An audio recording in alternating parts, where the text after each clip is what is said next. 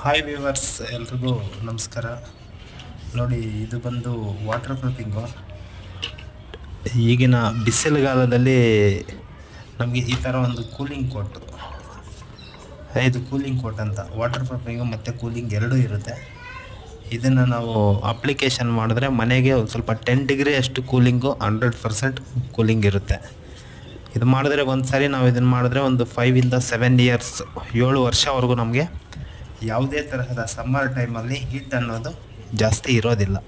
ಒಂದು 10 ಡಿಗ್ರಿವರೆಗೂ ನಮಗೆ 100% ಹೀಟನ್ನು ಕಂಟ್ರೋಲ್ ಮಾಡುತ್ತೆ. ಮತ್ತು ಇನ್ನೊಂದು ಬಿಸಿಲುಗಾಲದಲ್ಲಿ ಹೀಟ್ ಕಂಟ್ರೋಲ್ ಮಾಡುತ್ತೆ. ಚಳಿಗಾಲದಲ್ಲಿ, ಈ ಮಳೆಗಾಲದಲ್ಲಿ ಚಳಿ ಜಾಸ್ತಿ ಆಗುತ್ತೇನೋ ಅಂತ ಅನ್ಕೊತಾರೆ. 100% ಆ ಥರ ಏನಿಲ್ಲ. ಬಿಸಿಲುಗಾಲದಲ್ಲಿ ಬಿಸಿಲು ತಗೊಳ್ಳೋದಿಲ್ಲ. ಟೆರೆಸ್ ಈ ಬಿಸಿಲು ಹೊಡೆಯುತ್ತಲ್ಲ, ಆ ಬಿಸಿಲು ಏನಾಗುತ್ತೆ ಹಂಗೆ ರಿಟರ್ನ್ ಮನೆ ಒಳಗಡೆ ಬರಲ್ಲ ಹೀಟು, ಹಂಗೆ ರಿಟರ್ನ್ ಹೊಡೆಯುತ್ತೆ. ಯಾವ